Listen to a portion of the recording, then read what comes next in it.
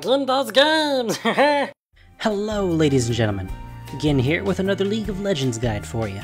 I figured, following my jungle guide and the meta video, that we should spend some time looking at all the roles on a standards League of Legends team.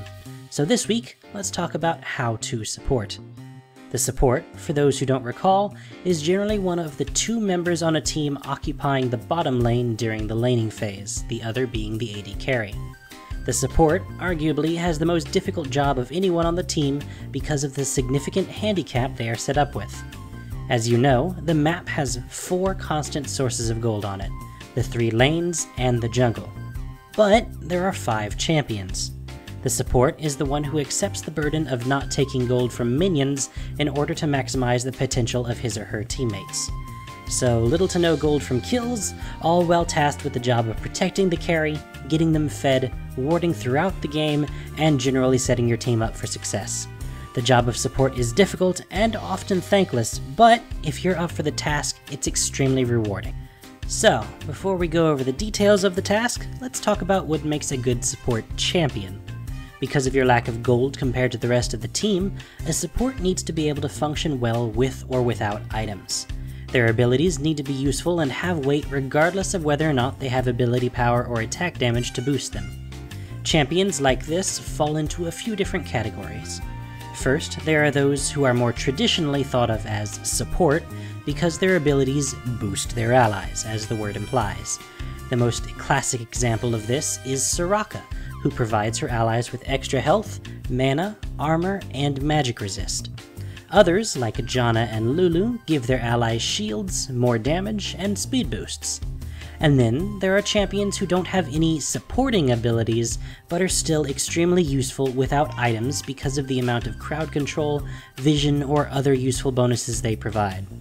Blitzcrank, Leona, and Zyra are great examples of this, able to lock down opponents long enough for the AD carry to crush them without worry. And then there are other oddball champions who can work as a support with the right composition, such as Fiddlesticks with his amazingly low fear and multi-target silence, Teemo with slows, a blind, great harass, and free wards, or even Ashe with slows, a long-range stun, and free vision. So long as you can still be effective with a significantly smaller gold pool than your allies, you can probably make a great support. So, now that we have a general idea of what a good support is, let's talk about what they do. The first, most obviously defining characteristic is that they don't take minion kills from their carry.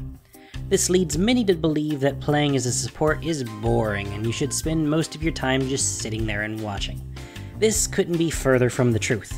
A good support spends much of their time harassing the enemy, actively trying to prevent the enemy carry from farming while simultaneously helping yours to do the same. Furthermore, the whole don't take farm thing comes with a few caveats. The meta, as we've described it, was created by pros and for pros. The support not taking farm assumes that the AD carry will, in turn, take all of it. If your AD carry is bad at farming and you're certain that they aren't going to get a creep kill, get it for yourself. In the same vein, there are a few instances where even if your carry is good, you can take some farm for yourself. Say your carry went back to base and you're sitting under the tower. Well, don't just let the tower take the kills, get them for you. It's wasted money otherwise.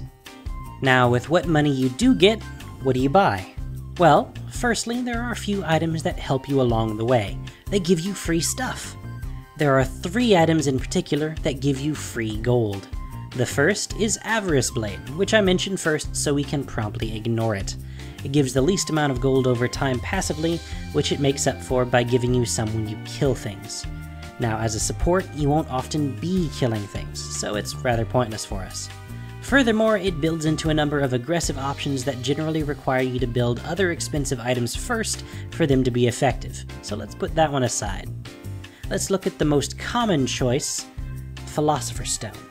This grants quite a lot of staying power in a lane with health and mana regen, while also giving you the most free gold of the group. It can build into Alace's Miracle, which grants a buff to supporting summoner spells and eventually makes its bonuses permanent. Or it can become Shirelia's Reverie, which is all around one of the best support items, giving useful survivability stats and an active ability that will allow you and your team to travel across the map very quickly. Cage's Lucky Pick is your other, slightly more aggressive option. Do remember that you can get both of these, but we're comparing here so you know the difference. The pick gives you slightly less gold, but has a few more options for it to evolve into. In particular, there is Shard of True Ice, which gives you a bunch of useful later game stats, while also letting you keep the gold per 10 bonus. Other options include Will of the Ancients, which gives you and your allies spell vamp, Twin Shadows, which finds and slows enemies, and the Morellonomicon, which inflicts grievous wounds. As a support, much of your money goes towards wards, be it sight wards to get vision, or vision wards to seek and destroy the enemy's wards.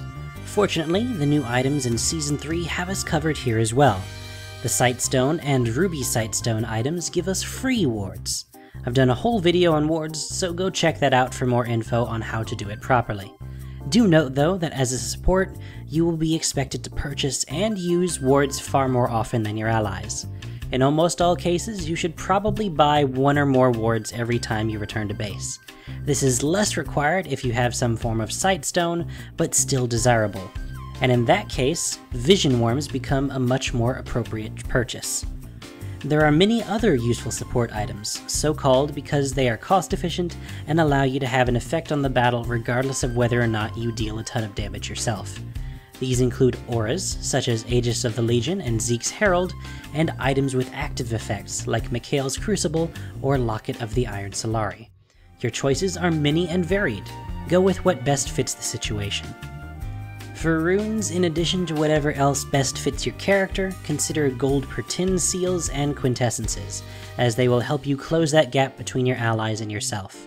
Also, consider movement speed quintessences, as they will help you get out of sticky situations.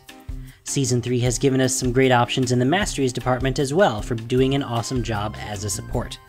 First, in continuing the gold theme, we have the already existing Greed and Wealth Masteries, granting gold over time and some extra starting gold respectively. Biscuiteer and Explorer give you free items at the start for survivability and early warding. The new version of Scout grants you bonus vision at first, letting you see more than normal. Finally, most importantly, there is the Pickpocket Mastery. This brings us back to our earlier point about harassing the enemy. This gives you yet more reason to be aggressive. Poke at them every few seconds for extra free gold. Now, back at the start, if you remember, I mentioned feeding your carry and setting them up for success. In the early game, the carry is like a small child running around with a sharp knife. Someone's going to get hurt, and if you aren't watching carefully, it might just be them, and you. The carry is not your boss. The carry is weak little babby. It needs to be fed. It needs to be cared for. It needs to be directed. The support will generally be the one that initiates a fight with a pull, stun, slow, or knockup. You make the opportunities. The carry just provides the damage. Similarly, late in the game, a support will often be the initiator of fights, be it with Blitzcrank's pull, Sona's ult, Tarek's stun, Lulu turning things into squirrels, or anything similar. Beyond that though, your focus should be on helping your allies in whatever way possible, be that healing them, buffing them, shielding them, peeling your enemies off of them, or simply keeping the enemies locked down if that's what your character does. As a support, you should generally stick with an ally at all times. You are oftentimes squishy and underleveled, so sticking with someone else will allow you to leech off their XP and help set them up for kills. If you do need to leave the group, it's generally to drop wards. A key skill for support players is map awareness. Drop wards all you want, but if you don't actually spot what's happening on the map, it'll be useless for you. Be sure to ping the map if you ever spot an enemy out of place, even if it's on the other side of the map. You're the whole team's babysitter, not just the carries. With this, you should have a solid idea of what you should be doing as a support. Protect and feed your carry, ward a ton, and carry your team to victory by keeping them safe and setting them up for success.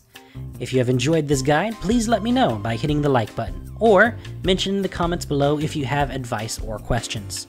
Subscribe for future content, including champion guides, gameplay guides, and other possibly not LOL content if you want. Till next time, I've been Gin, and you've been watching me talk about a video game. Bye!